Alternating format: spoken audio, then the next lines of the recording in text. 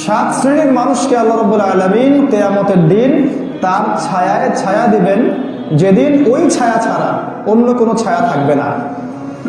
তার মধ্যে দ্বিতীয় শ্রেণীর মানুষ হচ্ছে শাবুন, এক শ্রেণীর যুবক বা সেই যুবক নাশা ফি ইবাদাতিল্লাহি তাআলা, যে ব্যক্তি তার যৌবনকালটাকে আল্লাহর পথে বিলিয়ে দিয়েছে।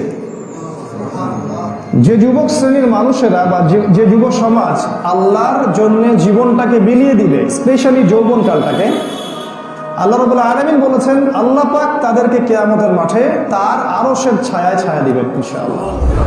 যদি ইহুদি খ্রিস্টান সভ্যতা কোনো দেশের প্রতি সন্তুষ্ট হয়, রাষ্ট্রের প্রতি, এর ব্যাংকিং সিস্টেমের প্রতি, এর ইকোনমিক্সের প্রতি, এর শিক্ষা ব্যবস্থার প্রতি এবং পলিটিক্সের প্রতি, বুঝতে হবে এই রাষ্ট্র ওদের কাছে বিক্রি হয়ে গেছে।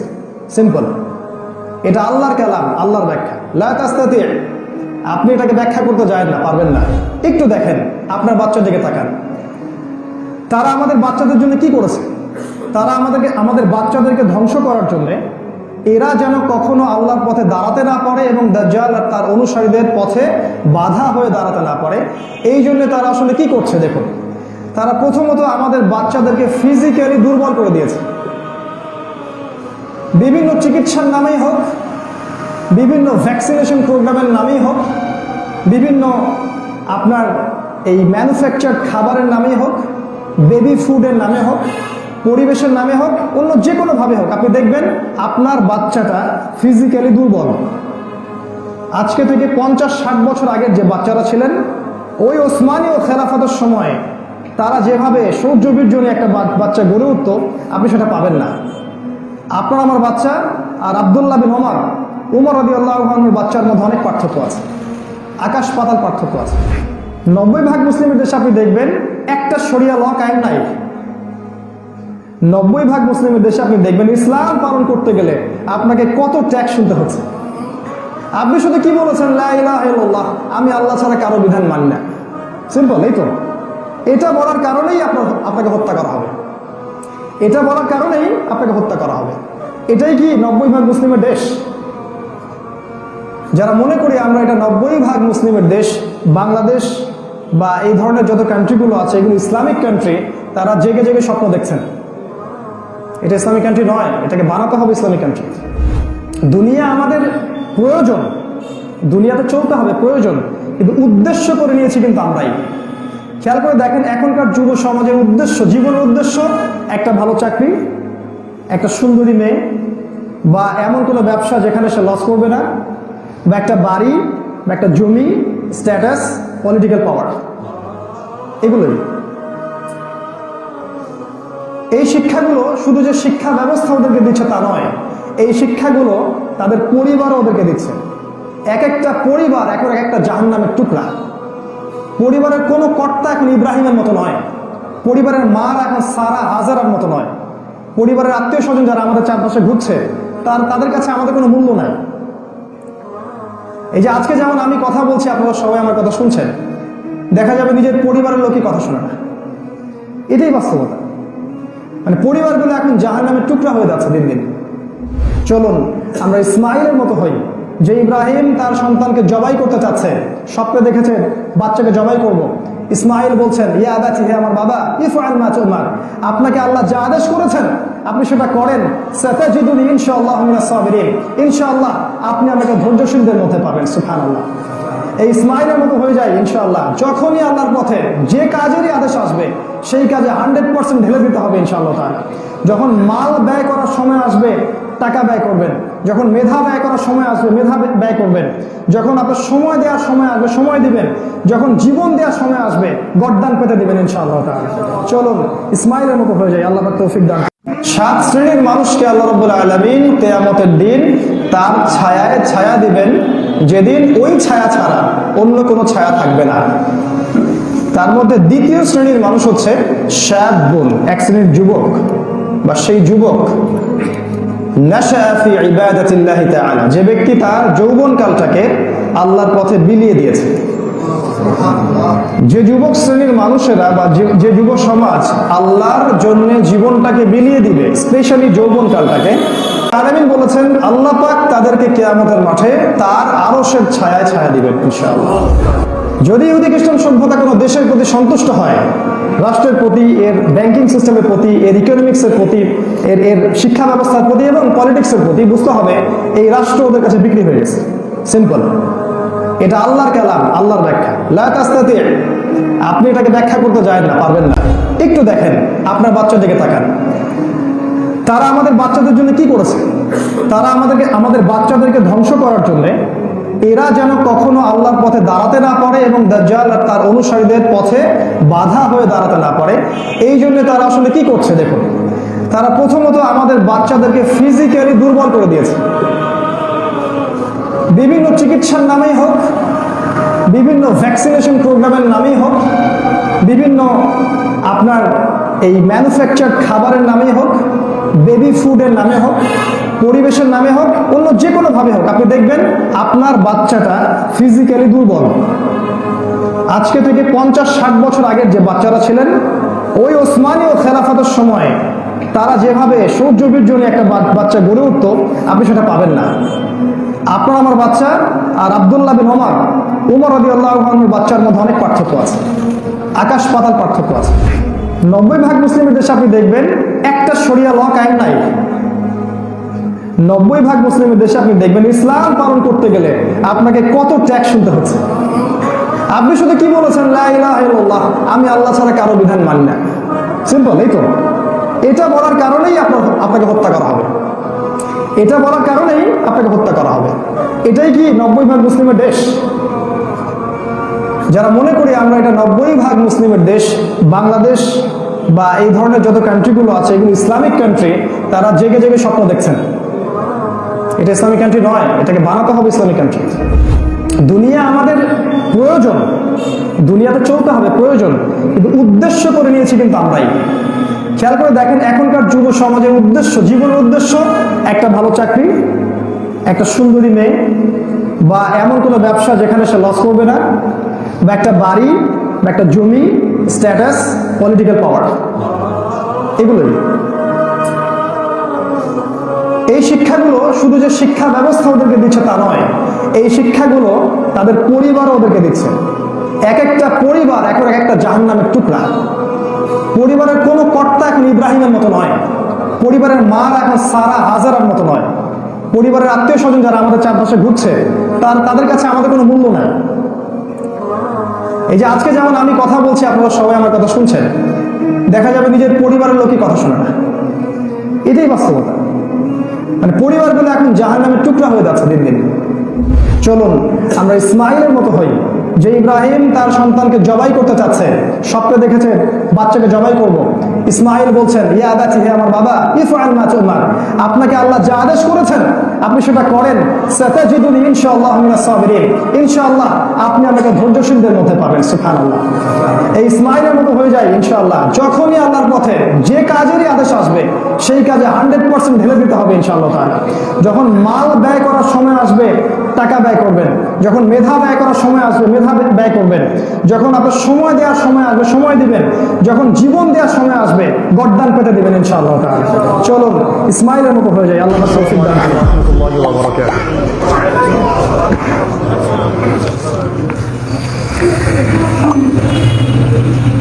ইন্নাল হামদুলিল্লাহ نحمده ونستعينه من يهده الله فلا مضل له ومن يضلل فلا هادي له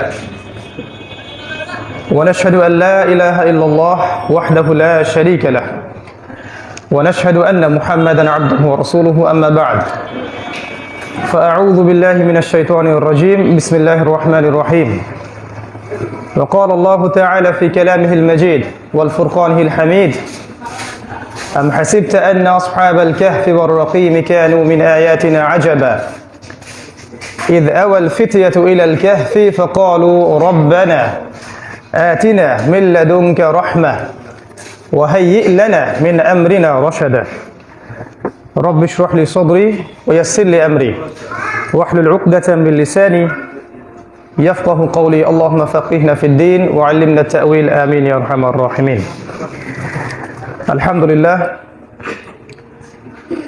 যাবতীয় প্রশংসা এবং গুণগান একমাত্র মহিয়ান ও গরিয়ান আল্লাহ সুবহানাহু ওয়া তাআলার জন্য, যে আল্লাহ রাব্বুল আলামিন আজকে আমাদেরকে সুস্থ শরীরে বাদ এশা আফানুল্লাহ জামে মসজিদ মাহিগঞ্জ রংপুরে একটা দিনই পরিবেশে একত্রিত করেছেন। সকলেই শুকরিয়া আদায় করি, বলি আলহামদুলিল্লাহ। অতঃপর দরুদ এবং সালাত বর্ষিত হোক মহান আল্লাহ প্রেরিত সর্বশেষ নবী, চূড়ান্ত নবী, মানবতার মুক্তির দূত মুহাম্মদুর রাসূলুল্লাহ সাল্লাল্লাহু আলাইহি ওয়াসাল্লামের প্রতি। আমরা সবাই হৃদয়ের অন্তঃস্থল থেকে দরুদ পাঠ করি, আল্লাহুম্মা সাল্লি আলা মুহাম্মদ, আল্লাহুম্মা বারিক আলা মুহাম্মদ ওয়া সাল্লিম। সম্মানিত উপস্থিত ওলামায়ে কেরাম, উপস্থিত আমার প্রাণপ্রিয় যুবক ভাইরা, আজকে যুব সমাজের উদ্যোগে এই নাসিহামূলক যে হালাকা, এখানে আসতে পেরে আমরা আল্লাহ পাকের শুকরিয়া আদায় করছি, কৃতজ্ঞতা স্বীকার করছি। যারা এই প্রোগ্রামটা অ্যারেঞ্জ করেছেন তাদের জন্য দোয়া করছি, আল্লাহ পাক সবাইকে, যারাই এই প্রোগ্রামটার সাথে সংশ্লিষ্ট সবাইকে আল্লাহ পাক জাযায়ে খায়ের দান করুন, দুনিয়া আখিরাতে আল্লাহ পাক হেদায়েতের উপর রাখুন, জান্নাতুল ফিরদৌস দান করুন, আমিন। আজকে আমাকে টপিক দেওয়া হয়েছে যুব সমস্যা এবং তার শরঈ সমাধান। যুব সমস্যা এবং তার শরঈ সমাধান, এই বিষয়ে ইনশাআল্লাহ তাআলা আমি আমার ক্ষুদ্র জ্ঞানে কিছু গুরুত্বপূর্ণ নাসিহা পেশ করার চেষ্টা করব ইনশাআল্লাহ তাআলা। ওয়া মা তৌফীকি ইল্লা বিল্লাহ, আলাইহি তাওয়াক্কালতু ওয়া ইলাইহি উনীব। আমরা আল্লাহ পাকের কাছে দোয়া করছি, আল্লাহ পাক আমাদের প্রত্যেককে আলোচনা শুনে বুঝে আমল করার তৌফিক দান করুন, আমিন।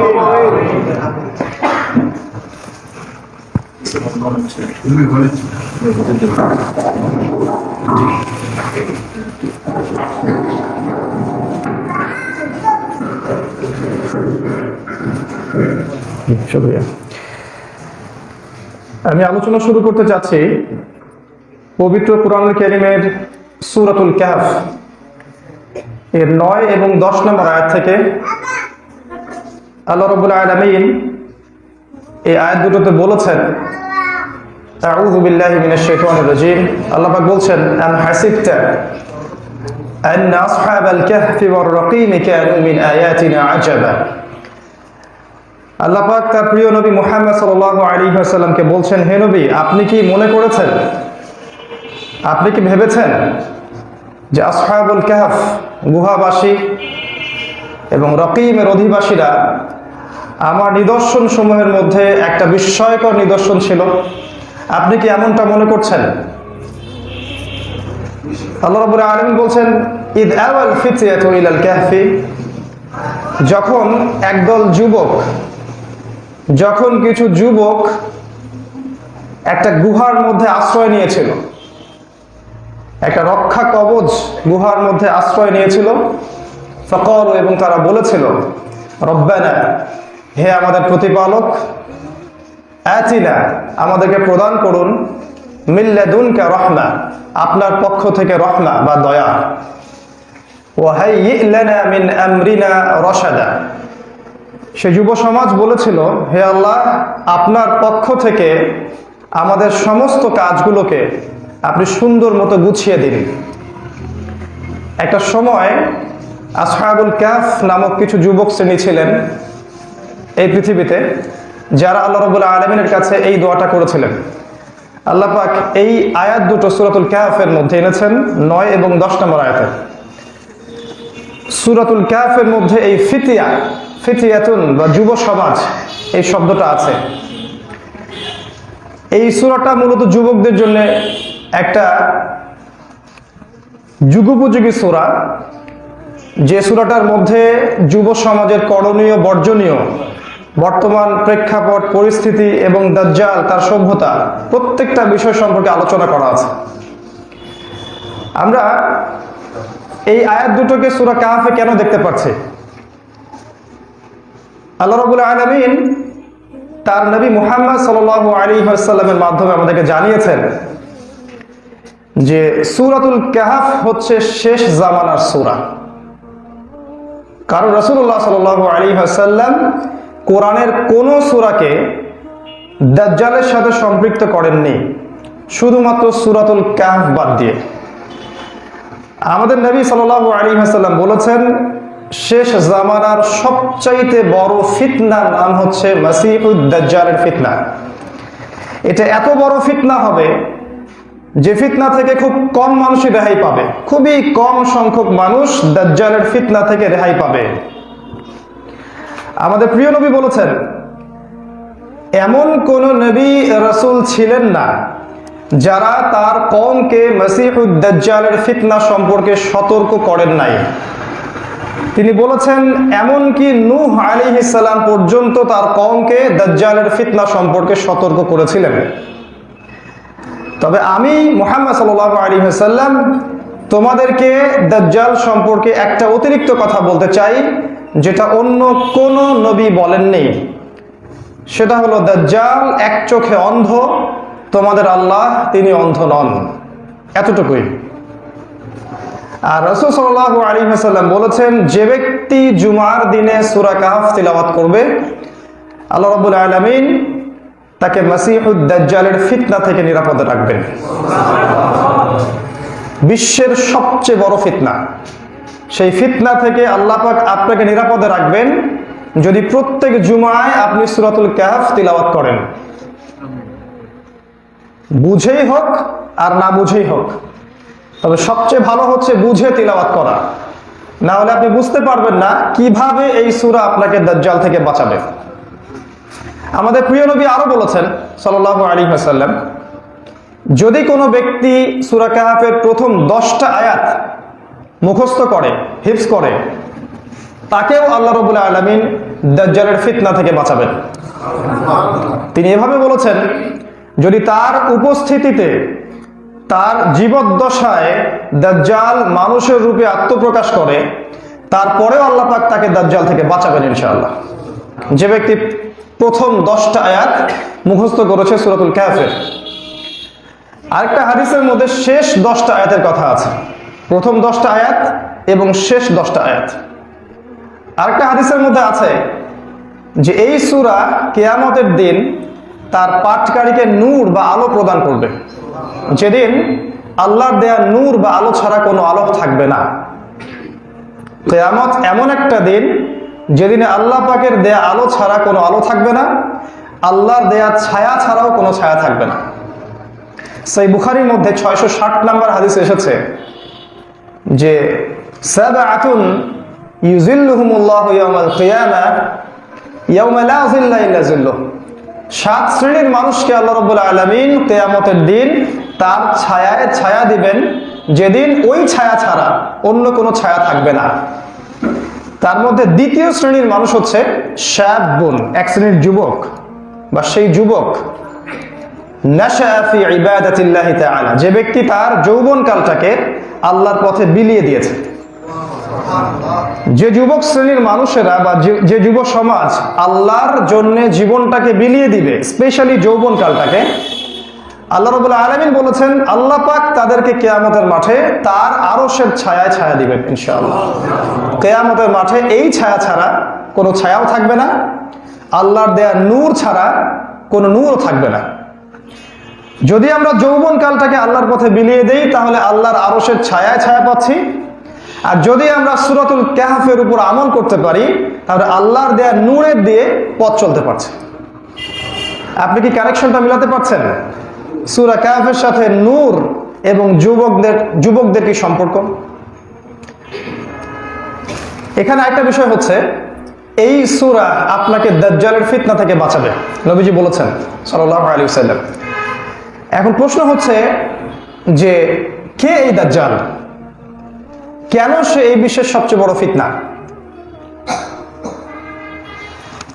কোথা থেকে সে বের হবে, কারা তার অনুসারী হবে, তাকে আল্লাহ পাক কি ক্ষমতা দিবেন, এবং যুব সমাজের সাথে ওর কি সম্পর্ক? প্রশ্নগুলি কি যৌক্তিক? আল্লাহ রাসূল সাল্লাল্লাহু আলাইহি ওয়াসাল্লাম বলেছেন, মাসিহুদ দাজ্জাল এমন একটা ফিতনা, এই ফিতনার চেয়ে বড় কোনো ফিতনা ইতিহাসে কখনো আসে নাই। কিন্তু আপনি কি খেয়াল করছেন, কোন মিম্বার থেকে দাজ্জাল কেন্দ্রিক আলোচনা আসছে না, কোন পত্রিকা দাজ্জালকে নিয়ে লিখছে না, কোন মিডিয়া দাজ্জালকে নিয়ে কথা বলছে না, কোন ধর্ম নেতারা পর্যন্ত দাজ্জাল বিরোধী কোনো পদক্ষেপ গ্রহণ করছে না। কোন এডুকেশন সিস্টেম দাজ্জালকে নিয়ে পড়াশোনা করাচ্ছে না। দাজ্জালকে নিয়ে মাদ্রাসায় পর্যন্ত কোনো বই নাই। এবং আমরা সেকুলার লাইনে যে পড়াশোনাটা করছি, এখানে আলাদা কোনো ফ্যাকাল্টি নাই, আলাদা কোনো ডিপার্টমেন্ট নাই, আলাদা কোনো সাবজেক্ট নাই মাসিহুদ দাজ্জালের উপরে। অথচ নবীজি বলেছেন মাসিহুদ দাজ্জাল ইতিহাসের সবচেয়ে বড় ফিতনা। এটাই কি ফিতনা নয়? যে ইতিহাসের সবচেয়ে বড় ফিতনা, তাকে নিয়ে আমাদের কোনো মাথা ব্যথাই নাই, কোনো আলোচনাই নাই। এটাই দাজ্জালের ফিতনা। মানুষ যদি তার আলোচনা না করে, তাকে না চিনতে পারে, তাহলে কোনো সন্দেহ নাই সে ব্যক্তি তার ফিতনার জালে পড়ে যাবে। আমরা অলরেডি তার ফিতনার জালে পড়ে গেছে। আমাদের মিম্বর থেকে তার আলোচনা উঠে গেছে, আমাদের মাহফিলগুলো থেকে আলোচনা উঠে গেছে দাজ্জালের, শিক্ষা ব্যবস্থা থেকে দাজ্জালের কনসেপ্ট উঠে গেছে। মিডিয়ায় এগুলো নিয়ে কোনো কথা হয় না, এগুলো নিয়ে কোনো টক শো হয় না, কোনো সভা, সেমিনার, সিম্পোজিয়াম হয় না। তাহলে কিভাবে আমরা এর ফিতনা থেকে বাঁচতে পারবো? নিজেকে প্রশ্ন করেন। এটাই হচ্ছে দাজ্জালের সবচেয়ে বড় ফিতনা, যে মানুষ তার ফিতনায় পড়ে থাকবে কিন্তু তাকে চিনতে পারবে না। দাজ্জাল একজন ব্যক্তি, সে কোনো সভ্যতা নয়। একজন ইহুদি যুবকের রূপে সে আত্মপ্রকাশ করবে, তার চুল কোঁকড়ানো হবে, সে এক চোখে অন্ধ হবে, এবং সে আমাদের ফিলিস্তিন দখলকারী এই ইসরায়েল রাষ্ট্রের জেরুজালেম থেকে বের হবে। আল্লাহ রাব্বুল আলামিন তাকে অনেক ক্ষমতা দিবেন। তাকে আল্লাহ পাক ফিতনা বা পরীক্ষার বস্তু বানিয়েছেন আমাদের জন্য। আল্লাহ পাক তাকে এমন ক্ষমতা দেবেন, সে 40 দিন বা একটা নির্দিষ্ট সময় পর্যন্ত এই পুরো বিশ্বটা শাসন করবে। বিশ্বকে শাসন করতে হলে বিশ্বের অর্থনীতি শাসন করতে হয়, সেটা করবে। বিশ্বকে শাসন করতে হলে বিশ্বের রাজনীতি নিয়ন্ত্রণ করতে হয়, সে সেটা নিয়ন্ত্রণ করবে। বিশ্ব শাসন করতে হলে বিশ্বের মিডিয়া নিয়ন্ত্রণ করতে হয়, সে সেটাও করবে। বিশ্বের প্রযুক্তি নিয়ন্ত্রণ করতে হবে, সেটাও সে করবে। বিশ্বের অস্ত্র শস্ত্র সব নিয়ন্ত্রণ করতে হবে, সেটাও সে করবে। বিশ্বের প্রতিটা ধার্মিক মানুষকেও তাকে নিয়ন্ত্রণ করতে হবে, সেটাও সে করবে। স্পেশালি সে নিয়ন্ত্রণ করবে মুসলিমদেরকে, এবং তার যে টার্গেট, তার যে আগ্রাসন, এর মূল কেন্দ্রে পরিণত হবে মুসলিমরা। আর মুসলিমদের মধ্যে স্পেশালি দুই শ্রেণীর মানুষ, যুব সমাজ এবং আমাদের পরবর্তী প্রজন্ম। দাজ্জালকে আল্লাহ পাক এমন ক্ষমতা দিবেন, সে আকাশ নিয়ন্ত্রণ করতে পারবে, সে খাবার নিয়ন্ত্রণ করবে। আমাদের অনেক প্রোটেস্ট্যান্ট মুসলিম ভাই আছেন, তারা কোরআন হাদিসের টেক্সট বুক অর্থ নিয়ে থাকেন। যেমন হাদিসে এসেছে দাজ্জাল রুটির পাহাড় নিয়ে ঘুরবে, রুটির পাহাড়। তো কিছু ভাই মনে করেন দাজ্জালের হাতে মনে হয় রুটির একটা পাহাড় থাকবে। আমরা এমনটা মনে করি না, এটা আমাদের ব্যাখ্যা না। আমরা এইটার বুঝ নিয়েছি, ব্যাখ্যা নিয়েছি এটাই, যে দাজ্জাল এবং তার অনুসারীরা বিশ্বের খাদ্যের যে অংশ, বিশ্বের অর্থনৈতিক চাবিকাঠি, এটা নিয়ন্ত্রণ করবে। এটাই হচ্ছে দাজ্জালের রুটির পাহাড় নিয়ন্ত্রণ করা। একটা হাদিসে এসেছে দাজ্জাল এমন বাহনে চড়ে আকাশকে নিয়ন্ত্রণ করবে, যেই বাহনটা হবে একটা গাধার মতো, এবং যার অনেক প্রশস্ত পাখা থাকবে, যার পাখার নিচে হাজার হাজার মানুষ আশ্রয় নিতে পারবে। আমাদের কিছু প্রোটেস্ট্যান্ট ভাই আছেন, তারা মনে করেন যে একটা ফ্লাইং ডঙ্কি আকাশে উঠবে। আমরা সেটা মনে করি না। আমরা মনে করি সে আকাশ নিয়ন্ত্রণকারী যে প্রযুক্তিগুলো আছে, এই প্রত্যেকটা প্রযুক্তি সে নিয়ন্ত্রণ করবে। এক শ্রেণীর মানুষ মনে করেন যে দাজ্জাল এই বিশ্ব শাসন করবে, তার মানে হয়তোবা সে নিজেই একাই বিশ্বের বিভিন্ন জায়গায় চড়ে বেড়াবে এবং সে বিশ্বে ফাসাদ সৃষ্টি করবে। আমরা এমনটা মনে করি না। আমরা মনে করি বরং সে বিশ্বের প্রত্যেকটা জায়গায় যারা দায়িত্বশীল আছেন তাদেরকে সে নিয়ন্ত্রণ করবে। আমরা সবসময় টেক্সট বুক অর্থ নিচ্ছি না, কারণ আল্লাহ রাব্বুল আলামিন কোরআনুল কারীমে দুই শ্রেণীর আয়াত নাযিল করেছেন। দুই শ্রেণীর আয়াত, একটা হচ্ছে আয়াতুল মুহকামাত, এগুলো স্পষ্ট, প্লেন অ্যান্ড ক্লিয়ার, সবাই বুঝতে পারে। সুদ হারাম, মদ হারাম, জিনার কাছেও যেও না, মুহকামাত, স্পষ্ট, প্লেন অ্যান্ড ক্লিয়ার। আর এক শ্রেণীর আয়াত আছে যেগুলো হচ্ছে মুতাশাবিহাত, মুতাশাবিহাত, যেগুলো ব্যাখ্যার অবকাশ রাখে। এই ব্যাখ্যা কারা করবেন? যাদেরকে আল্লাহ পাক জ্ঞান দান করবে। উলুল ইলম, যাদেরকে আল্লাহ পাক জ্ঞান, নূর, প্রজ্ঞা, বাসিরা এগুলো দান করবেন, তারা এগুলো ব্যাখ্যা করবেন, অন্যরা করবেন না। তো আমরা এই হাদিসগুলোর অর্থ নিয়েছি মুতাশাবিহাত, রূপক অর্থ। আমরা মনে করি না দাজ্জাল একটা উড়ন্ত গাধার পিঠে চড়ে ঘুরবে, সে হাতের মধ্যে একটা রুটির পাহাড় নিয়ে ঘুরবে, এগুলো আমরা মনে করি না। এক কথায় সে বিশ্বের সবচেয়ে বড় ফিতনা, যাকে আল্লাহ পাক পাঠাবেন, এই বিশ্বটা সে শাসন করবে একটা সার্টেন টাইম। 40 দিন মানে এক্স্যাক্টলি 40 দিন নয়, 40 দিন মানে একটা নির্দিষ্ট সময়। আমরা কথায় কথায় বলি না যে 100 বার বললাম, সে কথাটা বুঝতে পারলো না। আসলে কি আমি 100 বার বলেছি? আমি আধিক্য বুঝাচ্ছি। আমি কি বুঝাচ্ছি? আধিক্য বুঝাচ্ছি। 40 দিন মানে এক্স্যাক্টলি 40 দিন নয়, সে একটা নির্দিষ্ট সময়, একটা লং টাইম সে এই বিশ্বটা শাসন করবে, এবং এটা আপনার সামনে অপেক্ষা করছে। যদিও এটা নিয়ে আমাদের কোনো আলোচনা নাই। এরপরের প্রশ্ন, দাজ্জালের ক্ষমতাগুলো সম্পর্কে কিছুটা বললাম। সে প্রত্যেকটা বিষয় নিয়ন্ত্রণ করার ক্ষমতা পাবে, এমনকি সে মৃতকে পর্যন্ত জীবিত করে দেখাবে। যে ব্যক্তি বা যে সম্প্রদায় তার প্রতি ঈমান নিয়ে আসবে, সে ব্যক্তিকে বা সেই সম্প্রদায়কে সেই দাজ্জাল আমরা বলি সচ্ছলতা, প্রোগ্রেস, জিডিপির বৃদ্ধি, এগুলো দান করবে। আর যারাই দাজ্জালের বিরুদ্ধে দাঁড়িয়ে যাবে, কোরআন সুন্নাহকে হাতে নিয়ে ইসলামকে প্রতিষ্ঠা করতে চাইবে, তাদেরকে দাজ্জাল দুর্ভিক্ষ দিবে, শাসন করবে, আক্রমণ করবে, তাদেরকে ধ্বংস করে দিবে।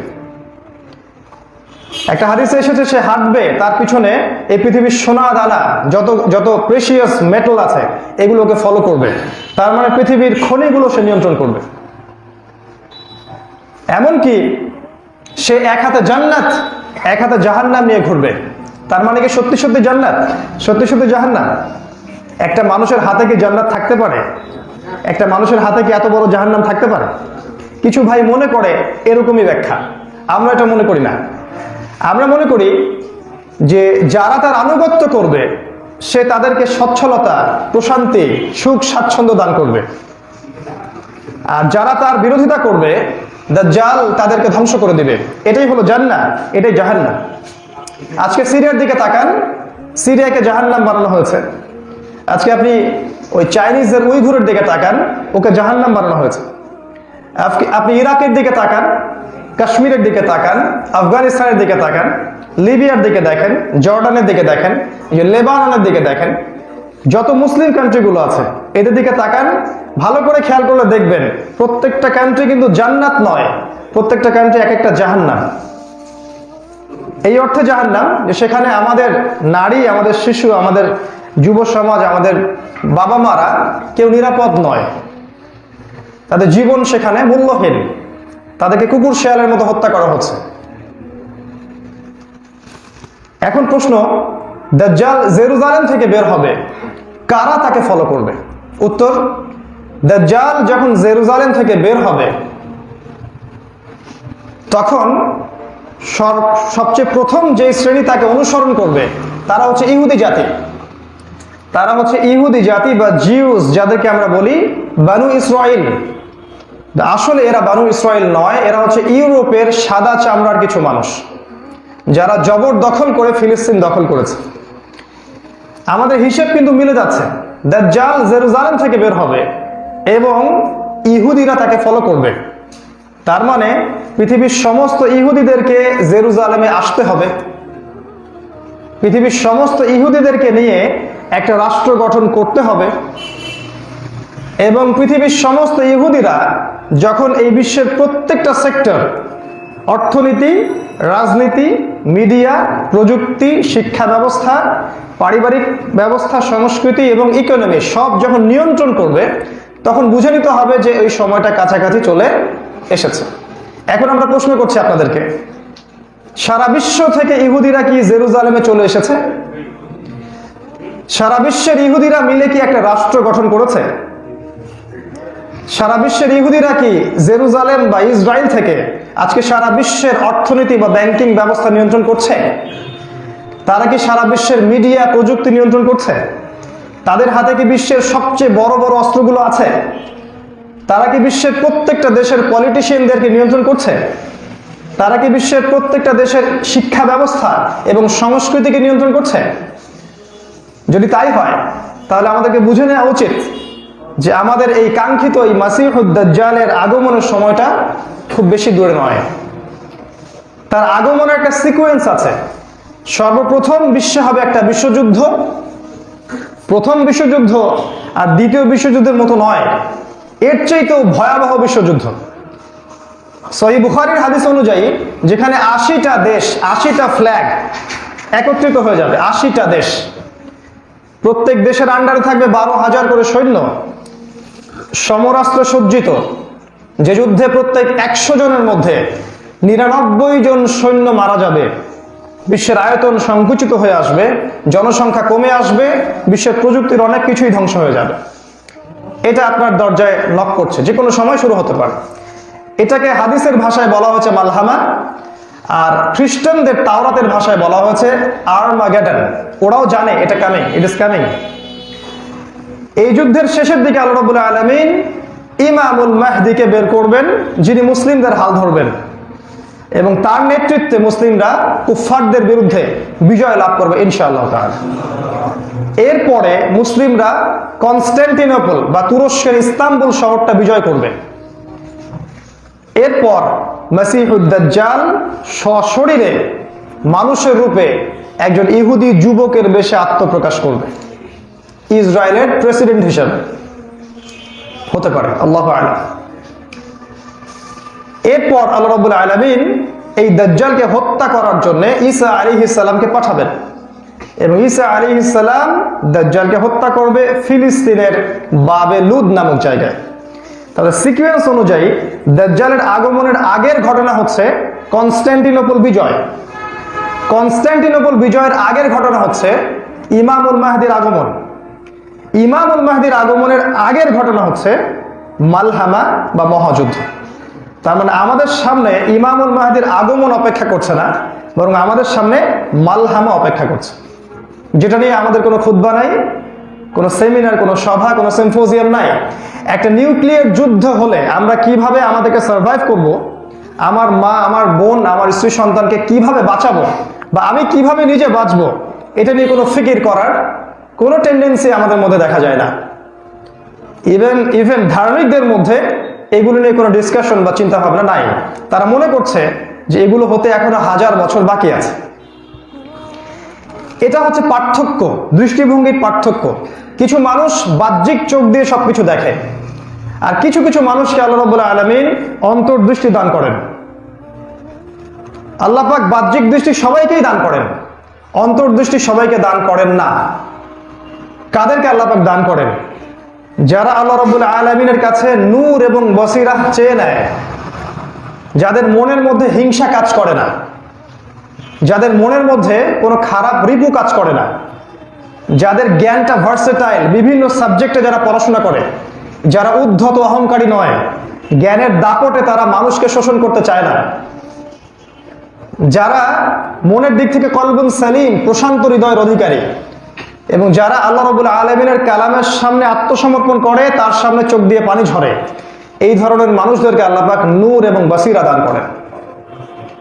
সূরা হাদীদের মধ্যে আছে, পড়ে দেখবেন। সূরা নূরের মধ্যে আছে, এটা পড়ে দেখবেন। এটা হলো দৃষ্টিভঙ্গির পার্থক্য। কিছু মানুষের কাছে মনে হয় এই ঘটনাগুলো ঘটতে এখনো 1000 বছর বাকি আছে, কিন্তু আমাদের কাছে মনে হয় এই ঘটনাগুলো ঘটতে সর্বোচ্চ 40 থেকে 50 বছর বাকি আছে। ওয়াল্লাহু আ'লাম বিস-সাওয়াব, সঠিকটা আল্লাহ পাক জানেন, এটা আমাদের এস্টিমেশন। যদি 100 বছরও বাকি থাকে, তারপরেও এটা ক্লোজ। আপনি যদি এই সময়টা না পান, আপনার সন্তানরা ইনশাআল্লাহ এই সময়টা পেয়ে যাবে। এটা আমাদের অ্যানালাইসিস। ওয়াল্লাহু আ'লাম বিস-সাওয়াব। আর এটা এমন না যে শুধু আমি একাই এই কথাগুলো বলে বেড়াচ্ছি, বরং বিশ্বের বিভিন্ন জায়গার অনেক ওলামায়ে কেরাম এখন এই কথাটা বলছেন, ইনক্লুডিং বাংলাদেশের অনেক স্কলার, পাকিস্তানের স্কলার, আপনার ট্রিনিডাডের স্কলার, ব্রিটেনের, আমেরিকার, অস্ট্রেলিয়ার বিভিন্ন জায়গার অনেক স্কলার্স অফ ইসলাম, তারা কিন্তু এই কথাগুলো এখন বলছেন। একটা সময় এই কথাগুলো বললে মনে হতো এগুলো পাগলের প্রলাপ। এখন এই কথাগুলো শুনে অনেক মানুষ বলে যে আসলে আপনারা পাগলের প্রলাপ বলতেন না, আমরাই দাজ্জালের প্রলাপ বলতাম। প্রশ্ন, দাজ্জালকে ফলো করবে কারা? এক বাক্যে উত্তর হচ্ছে জায়োনিস্টরা। এক বাক্যে উত্তর হচ্ছে জায়োনিস্টরা। কারা জায়োনিস্ট? এক শ্রেণীর ইহুদি এবং এক শ্রেণীর খ্রিস্টান, এক শ্রেণীর ইহুদি এবং এক শ্রেণীর খ্রিস্টান বা নাসারা, যারা চায় তাদের দাপট, তাদের ক্ষমতার বলে এই পুরো বিশ্ব শাসন করতে। এদের সাথে সহযোগী হবে প্রত্যেকটা মুসলিম কান্ট্রির যত মুনাফেক সবাই। এদের সাথে সহযোগী হবে প্রত্যেকটা মুশরিক এবং উগ্রপন্থী বুদ্ধিস্ট। এদের সাথে সহযোগী হবে প্রত্যেক ফাসেক, জালেম এবং মুনাফেক। মূলত জায়োনিস্টরা এর কেন্দ্র, এর সাথে এরা একত্রিত হয়ে থাকবে। এই হিন্সটাকে ধরে আপনি বিশ্বের দিকে তাকান, আপনি দেখবেন জায়োনিস্টদের সাথে কিন্তু এখন বিশ্বের এই সমস্ত কাফের, ফাসেক, মুশরিক, মুনাফিকের একটা আঘাত হয়ে গেছে। জায়োনিস্টরা কিন্তু হিন্দুদের সাথে অ্যালায়েন্স করেছে, বুদ্ধিস্টদের সাথে অ্যালায়েন্স করেছে, খ্রিস্টানদের সাথে অ্যালায়েন্স করেছে এবং মুসলিম কান্ট্রির যারা মুনাফিক লিডার্স আছেন তাদের সাথেও অ্যালায়েন্স করেছে। তারা কিন্তু আজকে একই সূত্রে গাঁথা, তারা সবাই আজকে ঐক্যবদ্ধ, ইল্লাল মুসলিমুন, শুধু মুসলিমরা বাদ দিয়ে। আরেকটা প্রশ্ন হচ্ছে, এই জায়োনিস্ট মুভমেন্ট সম্পর্কে কি কোরআনে কিছু বলা আছে? আমরা বিভিন্ন খুতবায় একটা আয়াত বারবার বলে থাকি, সূরাতুল কাহফের মধ্যে আছে 54 নম্বর আয়াত। আল্লাহ পাক বলেছেন, ওয়ালাকাদ সাররাফনা ফি হাদাল কুরআন লিন-নাস মিন কুল্লি মাসাল। আল্লাহ বলেছেন, আমি কুরআনুল কারীমের মধ্যে মানব জাতির জন্য প্রত্যেকটা বিষয় ব্যাখ্যা করেছি। একই কথা কিন্তু সূরা বানি ইসরাঈলের মধ্যেও আছে, সূরা নাহলের মধ্যেও আছে 89 নম্বর আয়াতে। পড়ে দেখবেন। আল্লাহর কথা যদি সত্য হয় তাহলে নিঃসন্দেহে দাজ্জাল, তার অনুসারী, তার ফিতনা, জায়োনিস্ট মুভমেন্ট, এগুলো সম্পর্কেও কোরআনে কিছু না কিছু বলা অবশ্যই থাকবে। আর কোরআনে সবকিছু খোলামেলা বলা থাকে না, আপনাকে হিন্টস দেওয়া হবে, সূত্র দেওয়া হবে।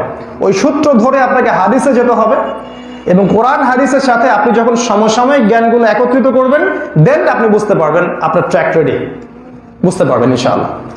এটাই করা উচিত। সূরাতুল মাইদা এর 51 নম্বর আয়াতে আল্লাহ পাক এই শ্রেণীর ইহুদি এবং খ্রিস্টানদের সম্পর্কে বলেছেন।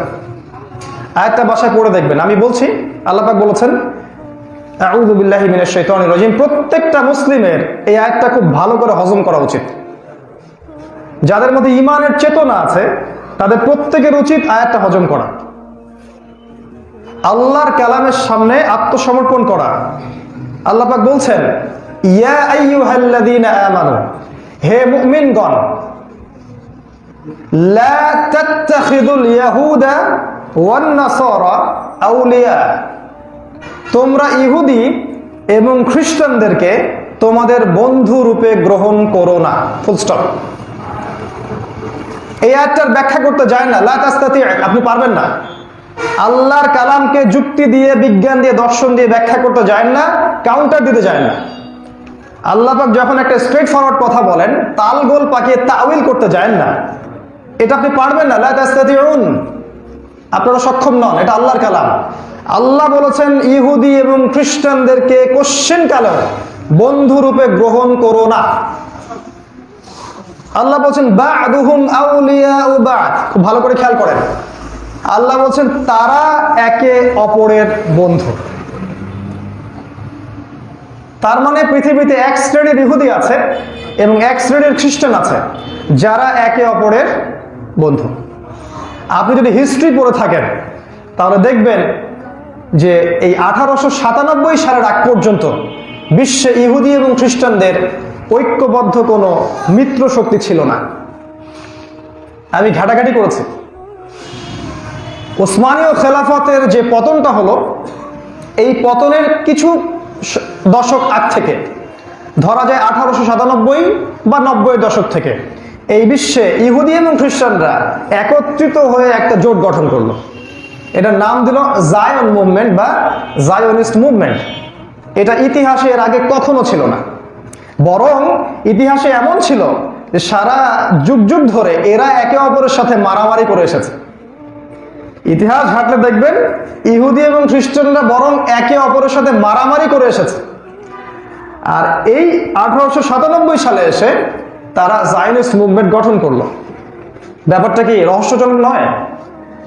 আর এই সালেই আরো একটা ঘটনা ঘটেছে যে ফেরাউনের যে লাশটা, মমিটা, এটা ভেসে উঠেছে।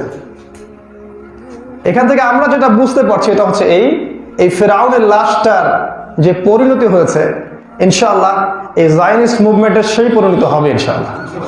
হয়তো এটাই কারেকশন, আল্লাহ ভালো জানেন। আল্লাহ পাক বলছেন আয়াতের শেষ অংশে, ওয়ামা ইয়াতাওয়াল্লাহুম মিনকুম, তোমাদের মধ্যে যারা ওদের সাথে হাত মিলাবে, মুসলিমদের মধ্যে যারা ওদের সাথে হাত মিলাবে, ওদেরকে বন্ধুরূপে গ্রহণ করবে, ফাইন্নাহু মিনহুম, সে ব্যক্তি তাদের অন্তর্ভুক্ত, সে এই উম্মার কেউ নয়। ইন্নাল্লাহা লা ইয়াহদিল কওমাজ যালিমিন, আর আল্লাহ পাক এই জালেমদেরকে কখনো হেদায়েত করবেন না। এটা আল্লাহর আয়াত। আল্লাহ বলেছেন তাদেরকে বন্ধুরূপে গ্রহণ না করতে। আপনি চাইলে করতে পারেন, এটা আপনার বাক স্বাধীনতা। তা আল্লাহ পাক বলেছেন গ্রহণ না করতে। আল্লাহর কথা হচ্ছে এরকম যে তোমার ইচ্ছা হলে তুমি ঈমান আনো, তোমার ইচ্ছা হলে অস্বীকার করো। সূরা বাকারায় কিন্তু আরো ভয়ঙ্কর আয়াত আছে। আল্লাহ পাক বলেছেন যে ওয়ালান তারদা আনকাল ইয়াহুদা ওয়ান নাসারা হাত্তা তাত্তাবিআ মিল্লাতাহুম, হে নবী মুহাম্মদ সাল্লাল্লাহু আলাইহি ওয়াসাল্লাম, আপনার প্রতি, আপনি পৃথিবীর সবচেয়ে ভালো মানুষ, উসওয়াতুল হাসানা, আপনার প্রতিও ইহুদি এবং খ্রিস্টানরা কখনো সন্তুষ্ট হবে না যতক্ষণ না আপনি তাদের মিল্লাত বা তাদের আদর্শ ফলো করছেন। আজকে যাদের উপরে ইহুদি এবং খ্রিস্টানরা সন্তুষ্ট, কোনো সন্দেহ নাই তারা ওদের আদর্শ গ্রহণ করেছে। আর আজকে যারা বা যাদের প্রতি তারা অসন্তুষ্ট, তেড়ে আসছে, কোনো সন্দেহ নাই তারা তাদের আদর্শ গ্রহণ করে নাই, তারা ইসলামের উপর অটুট আছে। এটাই মানদণ্ড। যদি ইহুদি খ্রিস্টান সভ্যতা এবং এই জায়নিস্ট মুভমেন্ট আমার উপর সন্তুষ্ট হয়ে যায়, তাহলে বুঝতে হবে আমি এই জামানার দায়ী হওয়ার যোগ্য নই, আমি ওদের বিকৃত পণ্য হয়ে গেছে। যদি ইহুদি খ্রিস্টান সভ্যতা কোনো দেশের প্রতি সন্তুষ্ট হয়, রাষ্ট্রের প্রতি, এর ব্যাংকিং সিস্টেমের প্রতি, এর ইকোনমিক্সের প্রতি, এর শিক্ষা ব্যবস্থার প্রতি এবং পলিটিক্সের প্রতি, বুঝতে হবে এই রাষ্ট্র ওদের কাছে বিক্রি হয়ে গেছে। সিম্পল। এটা আল্লাহর কালাম, আল্লাহর ব্যাখ্যা। লা তাস্তাতি, আপনি এটাকে ব্যাখ্যা করতে যায় না, পারবেন না। এরা দাজ্জালকে ফলো করবে, এমনকি দাজ্জাল তার এই ইহুদি রাষ্ট্রের যে টেরিটরি, আমরা যেটা বলি ভৌগোলিক অবস্থা, এটাকে সে এক্সপ্যান্ড করবে। হিসেব হচ্ছে এই, সে সেখান থেকে সারা বিশ্ব নিয়ন্ত্রণ করবে। সে যদি সেখান থেকে সারা বিশ্ব নিয়ন্ত্রণ করতে চায়, তাহলে তার এবং তার অনুসারীদেরকে তাদের দেশের আয়তনটাকে বৃদ্ধি করতে হবে। ঠিক আছে? আপনি খেয়াল করে দেখবেন ইসরায়েলের আয়তন দিন দিন বৃদ্ধি পাচ্ছে। ডে বাই ডে সে জুলুম, অন্যায়, ফাসাদ, এর আগ্রাসন দিয়ে আস্তে আস্তে মুসলিম কান্ট্রিগুলোকে দখল করছে। কয়দিন পর সে কিন্তু দেখবেন লেবানন দখল করবে, কয়দিন পর দেখবেন জর্ডান দখল করবে। সে অলরেডি মিশরের অনেক অংশ দখল করেছে, অলরেডি সে সৌদি আরবের অয়েল বা তেল নিয়ন্ত্রণ করছে, অলরেডি কিন্তু সে কাতার, কুয়েত, আবু ধাবিকে নিয়ন্ত্রণ করছে। সে ভৌগোলিকভাবে তার টেরিটরি বা ভৌগোলিক অবস্থা দিন দিন বাড়াবে, সামনে আরো বাড়বে। এ ব্যাপারে আমাদের স্কলারদের কোনো মাথা ব্যথা নাই। আরেকটা কি করবে তাহলে? সে তার এবং তার অনুসারীদেরকে দিয়ে যে রাষ্ট্রগুলোকে নিয়ন্ত্রণ করতে পারবে না বা যে রাষ্ট্রের পর্যন্ত সে তার ভৌগোলিক সীমা নিয়ে যেতে পারবে না, তাদের ইন্টারনাল, অভ্যন্তরীণ বিষয়গুলিকে নিয়ন্ত্রণ করবে। ফর এক্সাম্পল, সে যদি চীনকে নিয়ন্ত্রণ করতে না পারে, সে চিন্তা করবে চাইনিজদের ভিতরের যে বিষয়গুলো আছে, ওদের প্রযুক্তি, ওদের ব্যবসা, ওদের ইকোনমিক্স, পলিটিক্স, এগুলোকে নিয়ন্ত্রণ করা। তার কাছে দুইটা অপশন, হয় তাকে বিশ্বটাকে ছোট করে নিয়ে আসতে হবে, অথবা তার রাষ্ট্রের আয়তনটাকে বড় লেভেলে নিয়ে যেতে হবে। তার রাষ্ট্রটাকে ব্যাপক অর্থে নিয়ে যাওয়াটা তার জন্য কষ্টকর, কঠিন, কিন্তু সারা বিশ্বটাকে ছোট করে নিয়ে আসা কিন্তু তার জন্য সহজ। এবং সে সেটা করেছে কিভাবে? এই গ্লোবালাইজেশনের মাধ্যমে। বিশ্বের একটা জায়গায় যদি একটা ঢিল দেন, সারা বিশ্বের তরঙ্গ ছড়িয়ে পড়ছে না? বিশ্বের একটা জায়গায় আপনি সুদী ব্যাংক চালু করেছেন, সারা বিশ্বের প্রত্যেকটা দেশে দেখবেন এখন সুদী ব্যাংক চালু হয়ে গেছে। সারা বিশ্বের একটা জায়গা থেকে আপনি জেনা ছড়িয়ে দিয়েছেন, সারা বিশ্বের বিভিন্ন জায়গা দেখবেন জেনা ছড়িয়ে গেছে। বিশ্বের একটা প্রান্তে মাদক ছড়িয়ে দিবেন, সারা বিশ্বে ছড়িয়ে যাবে। এই হলো গ্লোবালাইজেশন। বিশ্বের একটা কেন্দ্রে আপনি শিরক ছড়িয়ে দেন, শিরক, সারা বিশ্বে ওই শিরকটা ছড়িয়ে যাবে। তার মানে এই গ্লোবালাইজেশনটাও কিন্তু দাজ্জালের একটা অস্ত্র। আমার কথাগুলো হয়তো অনেকটা বোঝা যাচ্ছে না, কিছু মাথার উপর দিয়ে যাচ্ছে। ইনশাআল্লাহ রেকর্ডিং যখন পরে দেখবেন বুঝতে পারবেন ইনশাআল্লাহ, কয়েকবার দেখতে হবে। তবে আমি চাচ্ছি আপনাদের যে ইন্টেলেকচুয়াল লেভেলটা আছে এটাকে আরো উন্নত করতে।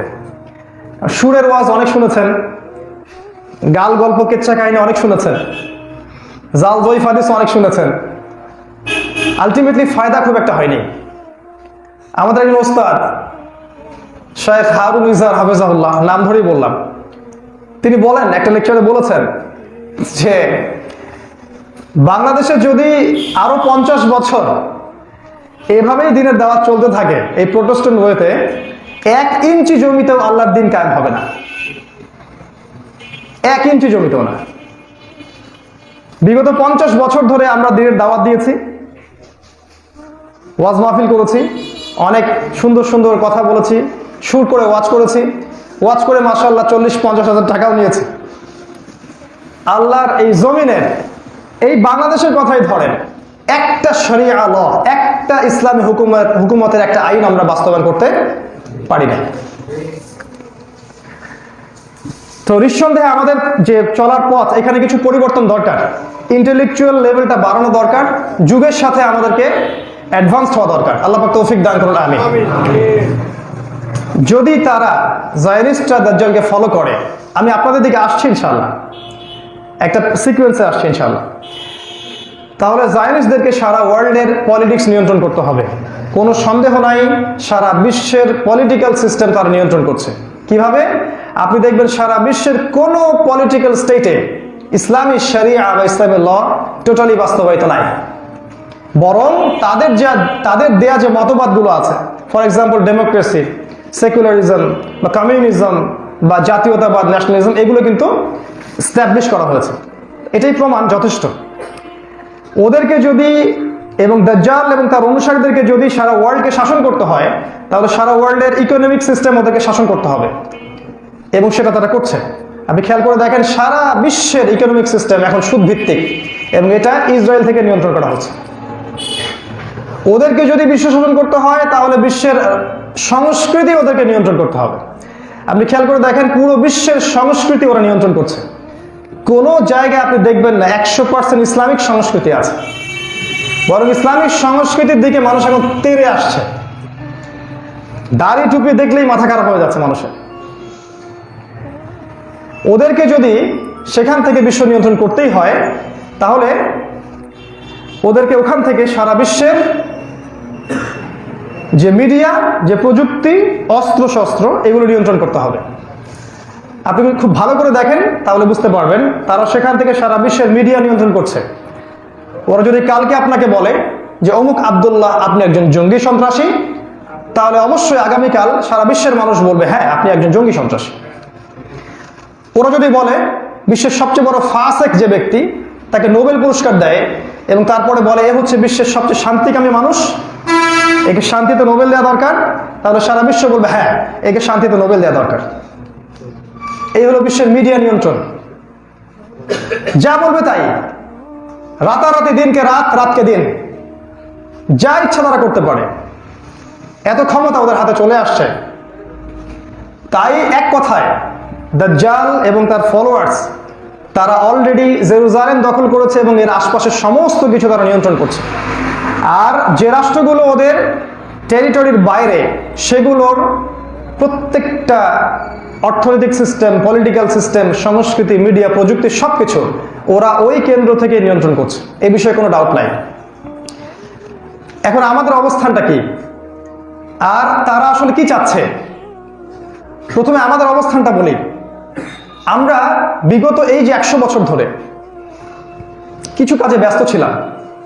1 নাম্বার, আমরা দুনিয়া পূজায় ব্যস্ত ছিলাম, আমরা টাকার মোহে ব্যস্ত ছিলাম, আমরা জীবনে প্রতিষ্ঠিত হতে হবে এরকম কোনো শিক্ষা ব্যবস্থার পিছনে ব্যস্ত ছিলাম, আমরা মাদকের পিছনে ব্যস্ত ছিলাম, আমরা আমাদের গার্লফ্রেন্ডদের পিছনে ব্যস্ত ছিলাম, আমরা জাতীয়তাবাদে ব্যস্ত ছিলাম, সেকুলারিজমে ব্যস্ত ছিলাম, আমরা ধর্মীয় বিভক্তিতে ব্যস্ত ছিলাম।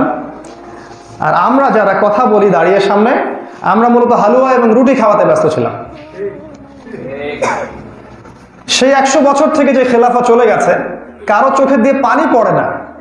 কেউ এখন দোয়া মোনাজাতে বলেন, আল্লাহ সে হারানো খেলাফা আবারও ফিরিয়ে দাও। কত মায়া কান্না, এই যে আমাদের মোনাজাতগুলোতে কত মায়া কান্না, তাই না? অঝর নয়নে সবাই কাঁদে। কখনো কেউ হাত তুলে বলেন, আল্লাহ সে মুসলিমদের হারানো সেই গৌরব ফিরিয়ে দাও, সে উমরের শাসন ফিরিয়ে দাও, সেই খেলাফা আবারও ফিরে দাও হে আল্লাহ। হে আল্লাহ, আমাদের সেই যুব সমাজকে আবারও সেই আল্লাহর পথে ফি সাবিলিল্লাহ দাওয়াত এবং জিহাদের জন্য প্রস্তুত করে দাও। আমরা যেন আবারও ওদের হাত থেকে জেরুজালেমকে ছিনিয়ে আনতে পারি, এই তৌফিক আল্লাহ আমাদেরকে দান করে দাও। কেউ এখন এই দোয়া করে না। খেয়াল করে দেখেছেন কি? এই দোয়াগুলো কিন্তু উঠে গেছে। অল্প কিছু মানুষ হয়তো চোখ দিয়ে পানি ফেলে, অল্প কিছু মানুষের ঘুম হারাম হয়ে গেছে, কিন্তু সবাই কিন্তু দিব্যি আমরা ঘুমাচ্ছি। আমরা আমাদের অবস্থানটা একটু যাচাই করলাম। আমাদের পড়াশোনার সিস্টেমটা ঠিক ছিল না, আমাদের দাওয়ার মানহাজটা ঠিক ছিল না। আমরা সবাই দল সংগঠন এবং নিজ নিজ ফেরকা তরিকার দিকে দাওয়াত দিয়েছি, উম্মাকে ঐক্যবদ্ধ করতে পারি নাই। আমাদের অর্থনৈতিক শক্তি হারিয়েছি, আমাদের পলিটিক্যাল ক্ষমতাগুলো হারিয়েছি, খেলাফা হারিয়েছি, আমাদের স্বতন্ত্র কোনো মিডিয়া নাই, কোনো প্রযুক্তি নাই। প্রত্যেকটা বিষয়ে আমরা ওদের উপর ডিপেন্ডেন্সি তৈরি হয়ে আছে। এই অবস্থায় আপনি কখনোই বা আমি কখনোই ওদের বিরুদ্ধে দাঁড়াতে পারবো না, কারণ নবীজি বলেছেন দাজ্জাল সবচাইতে বড় ফিতনা।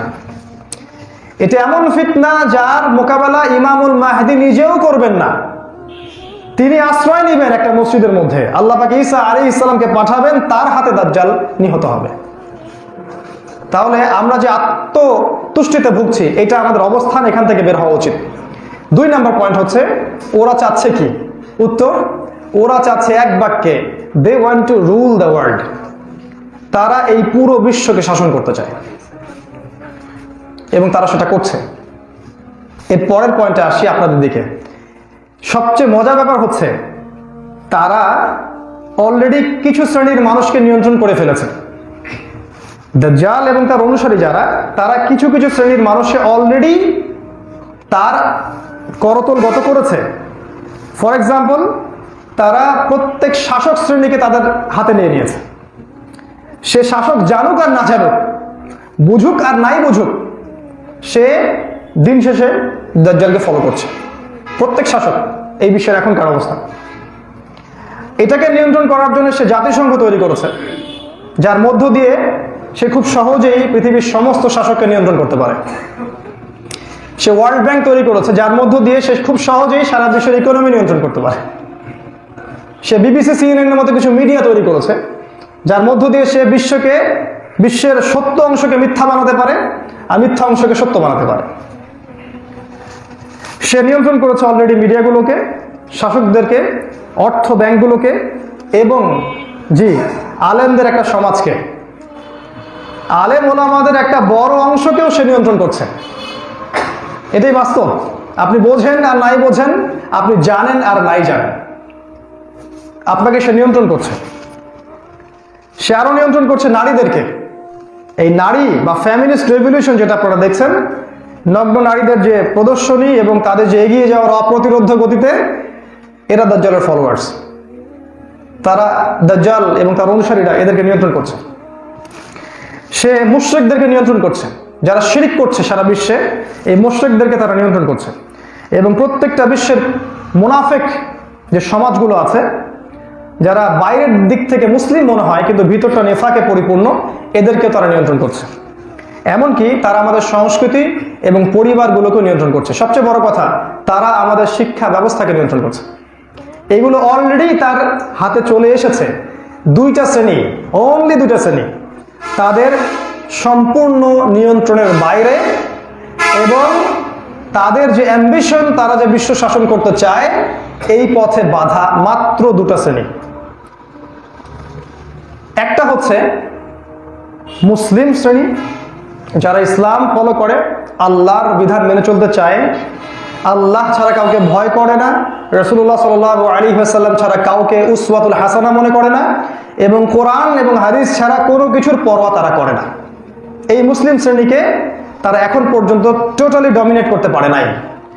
মুসলিম শ্রেণী হচ্ছে ওদের এই অ্যাম্বিশন বিশ্ব শাসনের পথে সবচেয়ে বড় বাধা। আরেকটা শ্রেণী বাধা, সেটা হলো অন্যান্য ধর্মগ্রন্থ যারা ফলো করছে, ফর এক্সাম্পল হিন্দু ধর্ম বা বৌদ্ধ ধর্ম বা খ্রিস্টান ধর্ম, এদের মধ্যে কিছু কিছু মানুষ আছে, অল্প হলেও কিছু কিছু মানুষ আছে যারা সত্যিকারেই ভিতর থেকে দিনকে ফলো করে।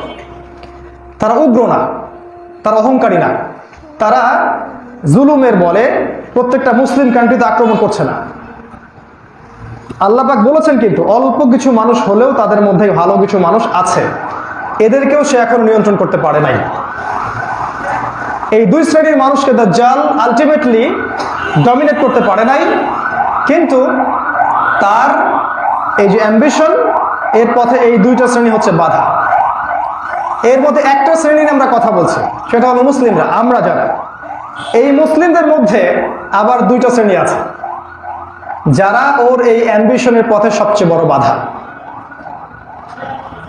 এক শ্রেণী হচ্ছে আমাদের এই ছোট ছোট শিশু সোনামণি যারা, তারা আমাদের পরবর্তী প্রজন্ম। একটা ওর টার্গেট, দাজ্জাল এবং তার অনুসারীদের টার্গেট আপনার আমার সন্তানেরা, আমাদের পরবর্তী প্রজন্ম। আর সবচেয়ে বড় টার্গেট হচ্ছে আপনি, আমি এবং আমরা এখন যারা তরুণ প্রজন্ম। এই দুইটা শ্রেণী মুসলিমদের মধ্যে, অনলি এই দুইটা শ্রেণী দাজ্জালের অ্যাম্বিশনের পথে সবচেয়ে বড় বাধা এবং তার টার্গেটের সবচেয়ে বড় লক্ষ্য। প্রথমে আসছি আমাদের শিশু শ্রেণীর দিকে, একটু খেয়াল করে দেখেন তাদের টার্গেটগুলো কেমন।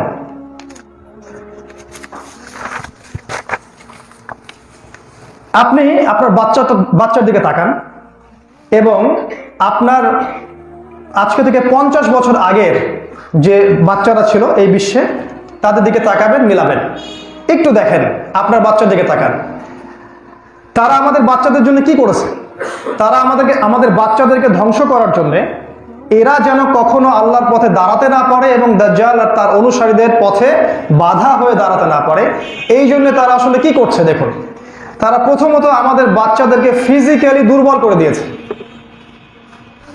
বিভিন্ন চিকিৎসার নামেই হোক, বিভিন্ন ভ্যাকসিনেশন প্রোগ্রামের নামেই হোক, বিভিন্ন আপনার এই ম্যানুফ্যাকচার খাবারের নামেই হোক, বেবি ফুডের নামে হোক, পরিবেশের নামে হোক, অন্য যে কোনোভাবে হোক, আপনি দেখবেন আপনার বাচ্চাটা ফিজিক্যালি দুর্বল। আজকে থেকে 50-60 বছর আগের যে বাচ্চারা ছিলেন, ওই ওসমানীয় খেলাফতের সময় তারা যেভাবে শৌর্যবীর্য নিয়ে একটা বাচ্চা গড়ে উঠত, আপনি সেটা পাবেন না। আপনার আমার বাচ্চা আর আব্দুল্লাহ বিন উমর রাদিয়াল্লাহু আনহুর বাচ্চার মধ্যে অনেক পার্থক্য আছে, আকাশ পাতাল পার্থক্য আছে। তারা আমাদের বাচ্চাদেরকে ফিজিক্যালি উইক করে দিয়েছে। 2 নম্বর দেখবেন, আমাদের বাচ্চাদেরকে তারা কিছু আজে বাজে কার্টুনস, মুভিজ, গেমস এগুলোর মধ্যে ব্যস্ত রেখেছে, যেগুলো ওদেরকে মেন্টালি ডিস্ট্রয় করে ফেলছে। এক পর্যায়ে তারা কিন্তু মানসিক বিকারগ্রস্ত হচ্ছে এবং এরা হতাশায় ভুগছে, হীনমন্যতায় ভুগছে। আপনি খেয়াল করে দেখবেন এখনকার বাচ্চাদের যে প্রজন্মটা আছে, এরা আনসোশ্যাল, অসামাজিক, মানুষের সাথে মিশতে পারে না, ভালো করে কথা বলতে পারে না। আপনি খেয়াল করে দেখবেন এখনকার বাচ্চারা ওই ধুলোর মধ্যে, কাদার মধ্যে হামাগুড়ি দেয় না, খেলাধুলা করে না। এখনকার বাচ্চারা দুরন্ত হয়ে মাঠে ছুটে বেড়ায় না। এখনকার বাচ্চারা সারাদিন গৃহবন্দী অবস্থায় থাকে। এমনকি তারা বাবা মার সহচর্য পায় না। মা চাকরিতে, বাবা চাকরিতে, বাচ্চা মানুষ হচ্ছে বুয়ার কাছে। আপনি খেয়াল করে দেখবেন এখনকার বাচ্চারা মানসিকভাবে শক্তিশালী না। এখনকার বাচ্চাদেরকে যে পড়াশোনাগুলো করানো হয়, তার বেশিরভাগই দেখবেন এদেরকে ইসলাম থেকে সরিয়ে দেয়। তারা কিন্তু প্রত্যেকটা জায়গায় বাচ্চাদেরকে আক্রমণ করেছে, আমরা ধরতে পারি নাই, বুঝতে পারি নাই। এমনকি আমার বাচ্চা যখন অসুস্থ হচ্ছে, তখন আপনি যে চিকিৎসা পদ্ধতিগুলো অবলম্বন করছেন, এগুলোর অনেকটাই ওকে ক্ষতিগ্রস্ত করছে। সেই প্রাকৃতিক ট্রিটমেন্টগুলো এখন আর নাই। এমন ট্রিটমেন্টে আপনি যাচ্ছেন যেটা আস্তে আস্তে আপনাকে চিকিৎসা বাণিজ্যের অন্তর্ভুক্ত করে ফেলছে। আমাদের বাচ্চাদের প্রতি ওদের অনেক রকমের টার্গেট। একটা সময় ছিল, দেখেন, একটা সময় ছিল বাচ্চারা ছোটবেলায় তীর চালানো শিখতো, তরোয়াল ধরা শিখতো। বাচ্চারা দুরন্ত হয়ে মাঠে খেলতো, তাদের গায়ে ধুলো লাগতো, তারা বৃষ্টিতে ভিজতো, তারা কাদায় মাখতো, তারা দুরন্তভাবে ছুটতো, তারা বন্ধু মহলে চলাফেরা করতো, তারা ছোটবেলায় কোরআন হিফজ করে ফেলতো, ছোটবেলা ওদের মেমোরি অনেক শার্প ছিল, তারা 10 বছর, 12 বছর বা 16 বছর বয়সে আল্লাহর পথে জিহাদও করেছে। একটা সময় ছিল যখন বাচ্চাদের ফিজিক্যাল স্ট্রেংথ অনেক বেশি ছিল, মানসিক ভারসাম্য, মানসিক শক্তি অনেক বেশি ছিল। একটা বাচ্চা ছোটবেলা থেকে জানতো আমার জীবনের উদ্দেশ্য হচ্ছে আল্লাহর দিন, আল্লাহর জমিনে কায়েম করা। আপনি এই জেনারেশন আর এই জেনারেশনের মধ্যে কোনো মিল পাবেন না। এটা কিভাবে হলো? এটা ওদের কারণে হয়েছে। আমরা কারণটা ধরতে পারি নাই। আমরা মনে করছি সবকিছু ঠিকঠাকই চলছে। না, সব ঠিকঠাক চলছে না। তারা আপনার এই প্রজন্মকে আক্রমণ করেছে। এবার এই প্রজন্মটা যখন, এদের বয়স যখন হচ্ছে 20 থেকে 40 বা 15 থেকে 30, এই সময়টাকে আমরা বলছি যৌবনকাল, তাই না? ফিতিয়া। এবার দেখেন এই যুব সমাজকে তারা আবার কিভাবে আক্রমণ করছে। কারণ তাদের পথে বাধা ওই শিশু শ্রেণীর মানুষেরা, পরবর্তী প্রজন্ম, আর আমরা যুব সমাজ। এবার এই যুব সমাজকে ঠেকানোর জন্য তারা কি করেছে দেখুন। তারা প্রথমত আমাদেরকে দিয়েছে একটা লক্ষ্যহীন এডুকেশন সিস্টেম। এমন একটা পড়াশোনার সিস্টেম যেখানে কোনো লক্ষ্য নাই, জীবনের কোনো লক্ষ্য, কোনো অ্যাম্বিশন নাই। যেগুলো আছে সেগুলো বস্তুবাদী, আপনাকে দুনিয়ার দিকে ফোকাস করাবে, এখানে দিন কিছু না। এই এডুকেশন সিস্টেম, আমি বারবার বলেছি, আপনাকে 20 বছরে 20টা সূরা শেখাতে পারবে না। 20 বছরে আপনি 20টা হাদিস শিখবেন না, 20 জন সাহাবীর নামও জানবেন না, আপনি রাসূল সাল্লাল্লাহু আলাইহি ওয়াসাল্লামের সিরা পর্যন্ত পড়ে দেখবেন না, কোরআন A to Z কখনোই পড়ে দেখবেন না। আপনি হাদিসের কিতাবগুলো, ছোট ছোট কিতাবগুলো মুখস্থ করতে পারবেন না।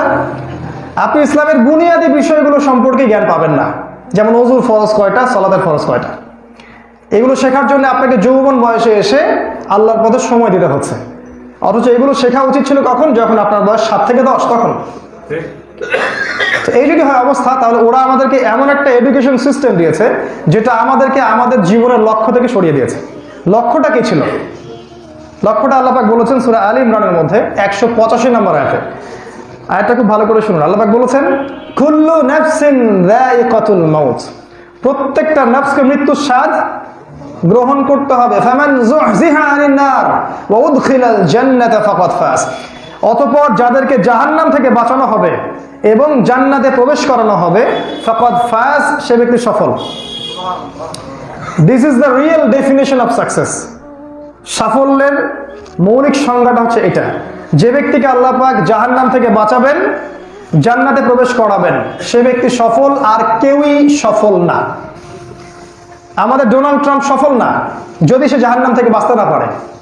আমাদের পুতিন সফল না যদি সে জাহান্নাম থেকে বাঁচতে না পারে। ফিরআউন, হামান, কারুন, নমরুদেরা সফল নয় যদি তারা জাহান্নাম থেকে বাঁচতে না পারে। ওই মুসআব বিন উমাইর সফল, যাকে কবর দেওয়ার সময় পুরো কাফনের কাপড় পাওয়া যায় না, ঘাস দিয়ে ঢেকে দেওয়া হয়েছে। ওই খুবাইব রাদিয়াল্লাহু আনহু সফল, যাকে দিনের জন্য শুলিতে চড়ানো হয়েছে। আজকের দিনেও তারা সফল, যাদেরকে খুঁজে খুঁজে বের করে ইসলামের কারণে টার্গেট কিলিং করা হচ্ছে, জেল, জুলুম, শুলি, ফাঁসি দিয়ে হত্যা করা হচ্ছে। এরা সফল, এরা সফল। ফামান যুহজিহা আনিন নার, সবাই যেন সাফল্যের সংজ্ঞাটা জেনে রাখে। যাকে আল্লাহ পাক জাহান্নাম থেকে বাঁচাবেন, জান্নাতে প্রবেশ করাবেন, শুধুমাত্র সে ব্যক্তি সফল, আর কেউ সফল না, কেউ না। যদি আমরাও জাহান্নাম থেকে বাঁচতে না পারি, দুনিয়াতে যতই জিতে যাই না কেন, দিন শেষে আমরা হেরে যাব। আল্লাহ পাক যেন আল্লাহ পাক যেন আমাদেরকে দিন শেষে বিজয় দান করেন। দুনিয়ার বিজয় চিরস্থায়ী নয়, এটা হচ্ছে জীবনের লক্ষ্য। খেয়াল করে দেখেন, এই এডুকেশন সিস্টেম, এই শিক্ষা ব্যবস্থার কোনো বাচ্চা, কোনো যুবক, কোনো তরুণ বা কোনো কিশোর, ইভেন যারা বাইরে থেকে ডিগ্রি নিয়ে আসছে, কেমব্রিজ, অক্সফোর্ড, হার্ভার্ড, এরা কি মনে করে এটাই জীবনের লক্ষ্য? তাহলে কি হলো? আলটিমেটলি তারা আমাদেরকে আমাদের জীবনের লক্ষ্য থেকে সরিয়ে দিয়েছে। এটা আমাদের ছিল পরকালীন লক্ষ্য। আর দুনিয়ার লক্ষ্য কি ছিল? আল্লাহ পাক কি বলেছেন সূরা শুরার মধ্যে, আনাকিমুদ্দিন ওয়ালা তাতাফাররাকু ফীহ। আল্লাহ পাক বলেছেন এই দিনটা কায়েম করো, আর তোমরা দলে দলে বিভক্ত হয়ো না। আমাদের দুনিয়ার লক্ষ্য ছিল আল্লাহর জমিনে আল্লাহর দিন প্রতিষ্ঠা করা। দেখুন তো আজকের এডুকেশন সিস্টেমের কয়টা ছেলে, কয়টা মেয়ে, কয়টা কিশোর, তরুণ বা এই যে যুবক আল্লাহর জমিনে আল্লাহর দিন কায়েমের স্বপ্ন দেখে? কয়জন? কয় পার্সেন্ট? 10%? আমরা তো বলি 90% মুসলিমের দেশ,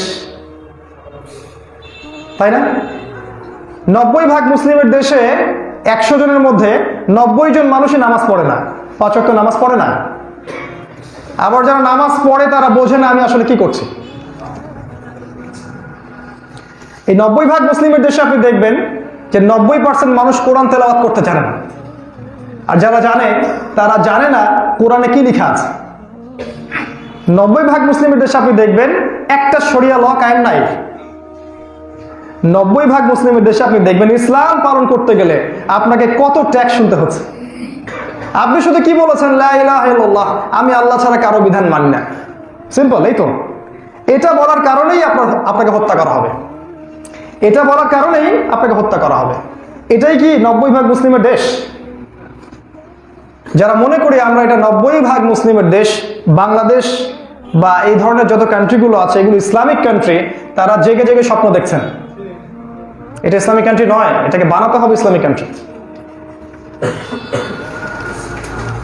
এটা প্রথম কাজ তারা করেছে। তারপর দেখুন, তারা আমাদের যুব সমাজকে দুনিয়ার যে মোহ, দুনিয়ার যে প্রলোভনগুলো আছে, যেমন স্ট্যাটাস, টাকা, ভালো একটা চাকরি, জীবনে প্রতিষ্ঠিত হতে হবে এবং আয়ের ভালো একটা সোর্স লাগবে যাতে আমার কোনো অভাব না হয়।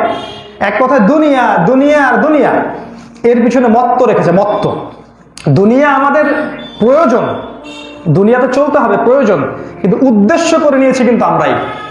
খেয়াল করে দেখেন এখনকার যুব সমাজের উদ্দেশ্য, জীবনের উদ্দেশ্য একটা ভালো চাকরি, একটা সুন্দরী মেয়ে, বা এমন কোনো ব্যবসা যেখানে সে লস করবে না, বা একটা বাড়ি বা একটা জমি, স্ট্যাটাস, পলিটিক্যাল পাওয়ার, এগুলোই।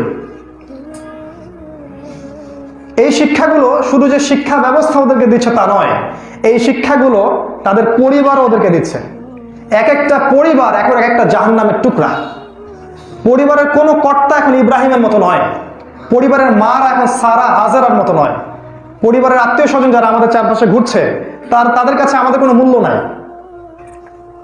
এই যে আজকে যেমন আমি কথা বলছি, আপনারা সবাই আমার কথা শুনছেন, দেখা যাবে নিজের পরিবারের লোকই কথা শোনে না। এটাই বাস্তবতা।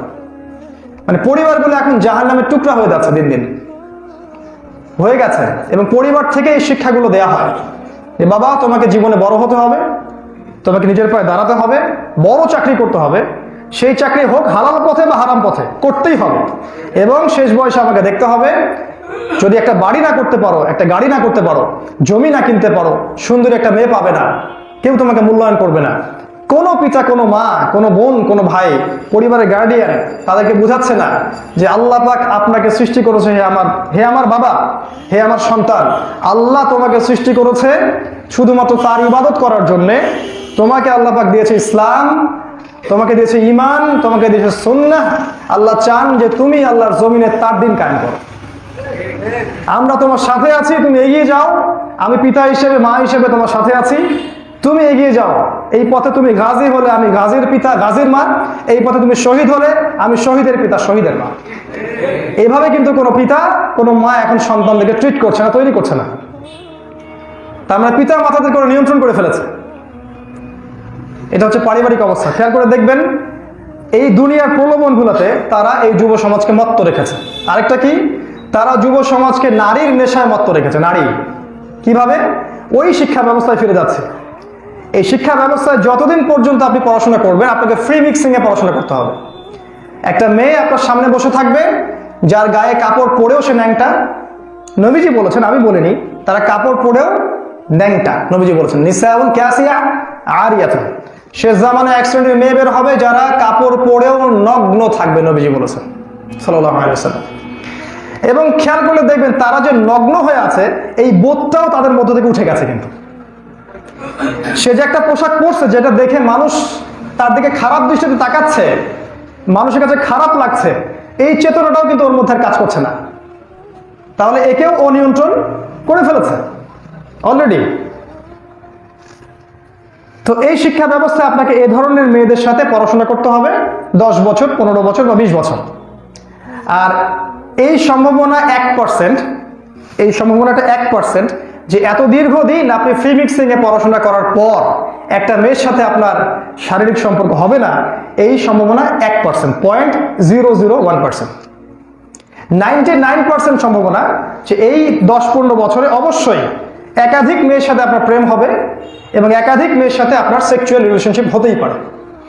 এবং এর জন্য আপনি একা দায়ী নন, এর জন্য আপনি একাই দায়ী নন। আপনি পাপ করেছেন, শুধু আপনি একাই দায়ী নন, শিক্ষা ব্যবস্থার প্রণেতা যারা এরা দায়ী, পরিবার দায়ী, এবং এই যে সিস্টেমটা চলছে এই সিস্টেমটা দায়ী, এবং ওদের চক্রান্ত তো আছে এখানে। এরপরেও তারা কি করেছে? তারা যুব সমাজকে মাদকের নেশায় মত্ত রেখেছে, নারীর প্রলোভন দিয়েছে, ফ্রি মিক্সিং, মিডিয়ার মাধ্যমে নগ্নতা, অশ্লীলতা, ফ্যাশন শো এবং পর্নোগ্রাফির মাধ্যমে সারা বিশ্বে জেনা ছড়িয়ে দিয়েছে। জেনা স্বামী স্ত্রীর সাথে যে কাজটা করে তার বেডরুমে, কোনো স্বামী বা স্ত্রী কি কখনো চাইবে যে এই জিনিসটা কেউ দেখে ফেলুক? স্বামী আমার জন্য হালাল, স্ত্রী আমার জন্য হালাল, হালাল হওয়ার পরেও কি আমি চাইবো যে আমি আমার স্ত্রীর কপালে চুমু খাচ্ছি এটা সারা বিশ্বের মানুষ দেখুক? আর আপনি খেয়াল করে দেখেন, পর্নোগ্রাফির মধ্য দিয়ে হারাম সম্পর্ক, হারাম জিনাকে ভিডিও টিডিও করে সারা বিশ্বে ইন্টারনেটের মাধ্যমে ছড়িয়ে দেওয়া হয়েছে। তাহলে চিন্তা করেন এরা কোন শ্রেণীর মানুষ, মানে কত নিচু লেভেলের মানুষ হলে, মানে কোন নিচু শ্রেণীর ইবলিস হলে তারা এই কাজটা করতে পারে? এটা তারা করেছে। এভাবে প্রত্যেকটা যুবককে তারা গোপন পাপে লিপ্ত রেখেছে। এতে করে যুব সমাজ আপাত দৃষ্টিতে ধার্মিক মনে হলেও ভিতরে ভিতরে পাপ করে যাচ্ছে, এবং এটা থেকে বের হওয়া তো সহজ নয়। যদি কেউ এটা করতে নাও চায়, ইন্টারনেট চালাতে গেলেই তার সামনে এগুলো চলে আসছে। এরপরেও তারা বিয়েকে কঠিন করে দিয়েছে, বিয়ে করতে পারবে না, বিয়ে করতে হলে এত এত এত কিছু লাগবে, আর একটা ছেলের পক্ষে এত কিছু করা তো সম্ভব না। হালাল পথে, হারাম পথে পসিবল, হালাল পথে সম্ভব না আসলে। যদি ব্যাকগ্রাউন্ড ভালো না থাকে তখন সে ভালো মেয়ে পাচ্ছে না, বিয়ে কঠিন হয়ে গেছে, জেনা সহজ হয়ে গেছে, মেয়েদেরকে ফ্রি মিক্সিং এ ছড়িয়ে দেওয়া হয়েছে, রাস্তাঘাটে নগ্ন মেয়েরা ঘুরে বেড়াচ্ছে। এই যুব সমাজকে টার্গেট করেই কাজগুলো করা হয়েছে, যাতে করে যুব সমাজকে আল্লাহর পথ থেকে সরিয়ে দেওয়া যায়। তারা সেখানে সফল। এরও পরে যখন দেখছেন যে বিয়ে কঠিন, জেনা সহজ, জেনা করতে গিয়ে মানুষ প্রেমে লিপ্ত হচ্ছে, হারাম রিলেশনশিপে, তখন মাঝে মাঝে মনক্ষুণ্ণ হচ্ছে, প্রেমে ব্রেকআপ হচ্ছে, পরিবারের হতাশা, প্রেমিকার সাথে হতাশা, তারপরে আপনার জীবনে কিছু করতে না পারার হতাশা, এগুলো এই ছেলেদেরকে নিয়ে যাচ্ছে মাদকের দিকে। তখন তারা মাদক সেবন করছে এবং এই মাদকের মধ্যে শান্তি খুঁজছে, প্রশান্তি খুঁজছে। মাদক খেলে আমি শান্তিতে থাকবো। তারা কিন্তু প্রশান্তি খুঁজতে কোরআনের কাছে আসছে না, তারা প্রশান্তি খুঁজতে আল্লাহকে সেজদা করছে না, তারা প্রশান্তি খুঁজতে মাদকের কাছে যাচ্ছে। এক সময় ছিল গাঁজা, ইয়াবা, গাঁজা ওইসব ছিল, হেরোইন টেরোইন, এখন তো ইয়াবা টিয়াবা আরো অনেক কিছু চলে আসছে। এবং এটা একটা জায়গায় সীমাবদ্ধ নাই, বিশ্বের সমস্ত দেশে এটা ছড়িয়ে দেওয়া হয়েছে। তাহলে এই শিক্ষা ব্যবস্থার ত্রুটি, আপনার লক্ষ্যহীন জীবনযাত্রা, দুনিয়া পূজা, অর্থলিপ্সতা, তারপরে যে মাদক, জিনা এবং এই যে ফ্রি মিক্সিং, এগুলোর মধ্য দিয়ে তারা যুব সমাজকে টার্গেট করেছে। উদ্দেশ্য ছিল যুব সমাজকে আল্লাহর পথ থেকে সরিয়ে নিয়ে আসা, এবং তাদের যে ওই যে লক্ষ্য, দুনিয়ার লক্ষ্য ইসলামী খেলাফা এবং পরকালের লক্ষ্য ওই জান্নাত, এই দুইটা বড় লক্ষ্য থেকে তারা ওদেরকে সরিয়ে দিয়েছে। এরপরেও আছে অহেতুক কিছু খেলতামাশা, যুবকদেরকে এমন কিছু কাজে ব্যস্ত রেখেছে, এগুলো অহেতুক টাইম কিলিং। টাইম মানে হচ্ছে হায়াত, টাইম মানে কিন্তু জীবন, হায়াত। আপনি খেয়াল করে দেখবেন বড় অংশের যুবক এখন অযথাই অনেক সময় নষ্ট করে, গল্পগুজব করে, আড্ডা পিটায়, অথবা ফেসবুকিং এর মাধ্যমে বা ইউটিউবিং এর মাধ্যমে, বা দেখা যাবে যে ইন্টারনেটে অহেতুক স্ক্রলের মাধ্যমে, বা অহেতুক কিছু খেলাধুলা, অহেতুক কিছু গান বাজনা, অহেতুক কিছু ফাংশন, যেগুলো ওর কোনো আসলে ফায়দা নাই। সে এখানে কিন্তু তৃপ্তি খুঁজে, শান্তি খুঁজে, তা আসলে কিন্তু দিন শেষে ওগুলো তাকে শান্তি দেয় না। সে যখন বাসায় ফিরে যায়, সে কিন্তু অশান্ত মন নিয়েই বাসায় ফিরে যায়। যে যুবকটা মসজিদে এসে আল্লাহর কাছে সেজদা করেছে, কান্নাকাটি করেছে, চোখের পানি ফেলেছে, কোরআনের দুইটা আয়াত পড়েছে, অর্থসহ বুঝেছে, আমল করেছে, ওর মনের মধ্যে কিন্তু অনেক প্রশান্তি, নূর আর বাসিরা কাজ করছে। আর যে ছেলেটাকে দেখবেন এই সমস্ত অহেতুক খেলতামাশা লিপ্ত আছে, ওর মনটা কিন্তু অস্থির, চঞ্চল, হতাশা, হীনমন্যতায় সে ভুগছে। এগুলো যুবকদের মৌলিক সমস্যা। প্রিয় ভাই, ওইসব সেক্টর আপনাকে শান্তি দিবে না। আপনাকে শান্তি দিবে আল্লাহর জন্য 2 ফোঁটা চোখের পানি ফেলতে পারলে, আল্লাহর দিনকে নিয়ে একটু ফিকির করতে পারলে, সেজদায় কান্নাকাটি করতে পারলে, এবং কোরআন এবং অনলি কোরআন আপনাকে হৃদয়ের মধ্যে প্রশান্তি দিবে, সাকিনা দিবেন ইনশাআল্লাহ। এবং এমন সাকিনা, এমন ঈমান, এমন তেজ আল্লাহ পাক আপনাকে দান করবেন যে সমস্ত বিশ্ব যদি আপনার বিরুদ্ধে চলে যায় আপনার কোনো পরোয়া হবে না। আপনি হাসতে হাসতে ফাঁসির কাজটা চলে যাবেন, কোনো ভয় লাগবে না ইনশাআল্লাহ। এবং আপনার কাছে মনে হবে যারা আমাদেরকে ভয় দেখাচ্ছে এরা তো আসলে কিছুই না। আপনার সাথে আছেন আল্লাহ, যাকে কেউ পরাজিত করতে পারবে না। আপনার সাথে আছেন রাসূলুল্লাহ সাল্লাল্লাহু আলাইহি ওয়াসাল্লামের সুন্নাহ, যাকে কেউ অতিক্রম করতে পারবে না। আপনার সাথে আছে আল্লাহর কিতাব কালাম, আল্লাহর কালাম কোরআন, কালামুল্লাহ, যার একটা আয়াতকে কেউ মিথ্যা প্রমাণ করতে পারবে না। সবচেয়ে বড় বড় বিষয়গুলো আপনার সাথেই আছে। আপনি প্রশান্তি খুঁজতে ওখানে কেন যাচ্ছেন? আর এই বিষয়গুলো ইনশাআল্লাহ তাআলা আপনার মধ্যে এমন নূর দান করবে যে আল্লাহর দ্বীনের জন্য আপনার যদি জানও চলে যায় কখনো আপনার কোনো পরোয়া মনে হবে না ইনশাআল্লাহ। খেয়াল করে দেখবেন, আপনার এই যে পরিবার, আপনার প্রেমিকা, আপনার গার্লফ্রেন্ড, আপনার বান্ধবী, আপনার মা বাবা ভাই বোন যারা আছে, আত্মীয় স্বজন, পরিবার পরিজন, সবাই একটা কথা খুব ভালো করে শুনে রাখেন, এরা কেউই আপনার ব্যক্তি সত্তাকে ভালোবাসে না, ফুল স্টপ। কোনো মানুষ আপনাকে ভালোবাসে না, আপনার অবস্থানকে ভালোবাসে। মানুষ মানুষকে ভালোবাসে না, এটা মনে রাখবেন। এটা আমি আমার নিজের জীবনের কথা দিয়ে বলছি যে মানুষ কখনো মানুষকে ভালোবাসতে পারে না। বাহ্যিকভাবে তারা আপনার সাথে চলছে ফিরছে, আপনার ভালো চাইবে, আপনার পাশে থাকার প্রতিশ্রুতি দিবে। পিতা মাতার কথাটা আলাদা, কারণ তাদের ভালোবাসা অকৃত্রিম, এটা ঐশ্বরিক ভালোবাসা, কারণ আমরাও বাবা মা হয়েছে, আমরা জানি। কিন্তু বাকিদের কথা বলছি, এরা আপনাকে ভালোবাসে না, এরা আপনার অবস্থানকে ভালোবাসে। আপনি যখন ভালো অবস্থানে থাকবেন তারা আপনার পিছনে ঘুরঘুর করবে, তারা আপনাকে অনেক তেল দিবে, পাম্পট্টি মারবে, তারা আপনাকে অনেক হাইলাইট করার চেষ্টা করবে এবং তারা আপনার কাছ থেকে বেনিফিট নেওয়ার চেষ্টা করবে। যখন বেনিফিট নেওয়া শেষ আপনাকে তারা ছুঁড়ে ফেলে দিবে। আর যদি ভালোবেসেও থাকে, যখন আপনার জীবনটা শেষ হয়ে যাবে তখন এরাই আপনাকে 3.5 হাত মাটিতে রেখে চলে আসবে। অনলি একজন সত্তা, অনলি ওয়ান, আল্লাহ আল্লাযী লা ইলাহা ইল্লা হু, আল্লাহ রাব্বুল আলামিন, যিনি ছাড়া কোনো ইলাহ নাই। অনলি আল্লাহ আপনাকে ভালোবাসেন। আল্লাহ পাক আপনাকে ভালোবাসেন, আপনার অবস্থানকে ভালোবাসেন না। আপনি ভালো হলেও আল্লাহ পাক আপনাকে ভালোবাসেন, যখন আপনি খারাপ কাজ করেন তখনও আল্লাহ আপনাকে ভালোবাসেন। সেই আল্লাহর জন্য আমরা কি করছি, এই বাস্তবতাটা খুব ভালো করে মনে রাখবেন। মানুষ মানুষকে ভালোবাসে না, তার অবস্থানকে ভালোবাসে। অনলি আল্লাহ আপনাকে ভালোবাসেন যখন আপনি পাপ করেন তখনও, যখন আপনি পুণ্য করেন অবশ্যই তখনও। খেয়াল করে দেখবেন, যখন আমরা পাপ করেছি আল্লাহ পাক কিন্তু আমাদেরকে ছুঁড়ে ফেলে দেন নাই। আল্লাহ পাক তওবা করার তৌফিক দিয়েছেন, আবার ফিরে আসার তৌফিক দিয়েছেন। ভুল করেছি, উঠে দাঁড়িয়েছি, আল্লাহ পাক মাফ করে দিয়েছেন। আবার সামনে গেছি, আবার ভুল করেছি, আবার আল্লাহ পাক মাফ করে দিয়েছেন। আল্লাহ পাক মাফ করতে করতে কখনো ক্লান্ত হবেন না। আমরাই আল্লাহর দ্বীনের পথে চলতে চলতে ক্লান্ত হয়ে যাই। এই চেতনাটা যে যুবক বুঝতে পারবে যে অনলি আল্লাহ আমার আপন, অন্য কেউ আমার আপনজন নয়, সে ব্যক্তি তার জান, তার মাল, তার ইজ্জত, তার সময়, শ্রম সবকিছুকে হাসি মুখে আল্লাহর পথে বিলিয়ে দিতে পারবে, অন্য কেউ পারবে না। আর এই চেতনাটা রাসূলুল্লাহ সাল্লাল্লাহু আলাইহি ওয়াসাল্লাম সাহাবীদের মধ্যে ঢুকিয়ে দিয়েছিলেন। সাহাবীরা নিজের জানের চাইতে নবীকে বেশি ভালোবাসতেন, ইসলামকে বেশি ভালোবাসতেন, দ্বীনকে ভালোবাসতেন, আল্লাহকে ভালোবাসতেন।